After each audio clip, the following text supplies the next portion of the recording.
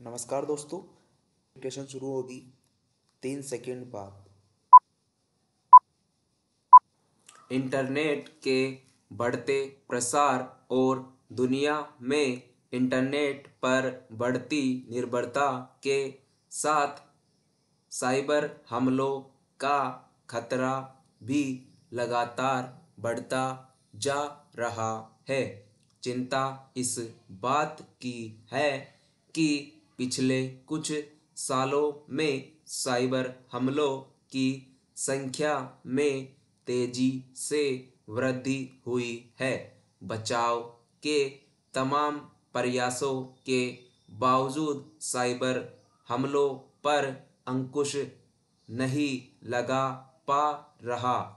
इन हमलों की भयावहता का अंदाजा इसी तथ्य से लगाया जा सकता है कि गत 5 साल में साइबर हमले 6 गुना बढ़ गए हैं। इसमें भी रेसमवेयर हमलों को अंजाम देने वाले हमलावरों की तादाद बढ़ी है। एक ताज़ा रिपोर्ट के अनुसार क्रिप्टो करेंसी से जुड़े इन हमलों के कारण प्रभावित एक पक्षों से जबरन वसूली गई रकम अरब डॉलर को पार कर गई, जो अब तक की सर्वाधिक रकम है।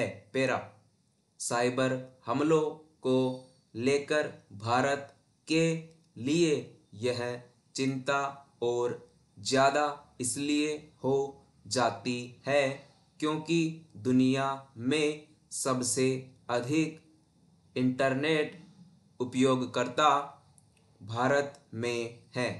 स्वाभाविक तौर पर साइबर हमलों का भी सबसे अधिक सामना भारत ही कर रहा है। पहचान छिपाकर और अत्याधुनिक सॉफ्टवेयरों का इस्तेमाल कर साइबर अपराधी कंप्यूटरों से कई अहम और संवेदनशील जानकारी हासिल कर लक्षित व्यक्ति अथवा संस्था को ब्लैकमेल कर वसूली करते हैं। यह परंपरागत सेंधमारी का बदला हुआ रूप है, जिसे डिजिटल की भाषा में रेसमवेयर कहा जाता है।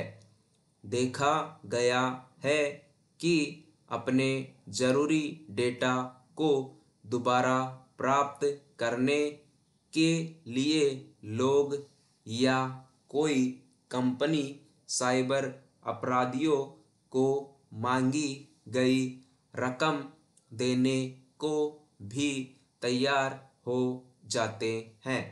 ऐसे में साइबर सुरक्षा के मुद्दे सिर्फ हैकिंग और वित्तीय धोखाधड़ी तक ही सीमित नहीं रह गए, बल्कि ये राष्ट्रीय सुरक्षा के लिए भी खतरा बन गए हैं।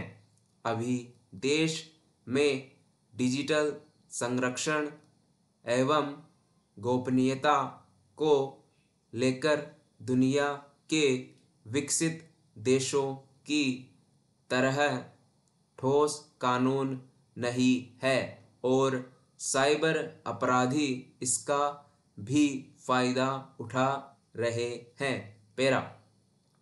साइबर अपराधियों से निपटने के लिए केंद्र व राज्य स्तर पर कई एजेंसियां सक्रिय हैं, लेकिन बड़े मामलों से निपटने के लिए देश में समन्वित केंद्रीयकृत व्यवस्था का अभाव है। जिस तरह साइबर अपराधी हाईटेक हो रहे हैं, बड़े बदलावों के साथ इनसे मुकाबले की भी मजबूत व्यवस्था करनी होगी। सिर्फ सरकार की ही नहीं बल्कि आम उपभोक्ताओं की भी साइबर हमलों से निपटने में बड़ी भूमिका हो सकती है।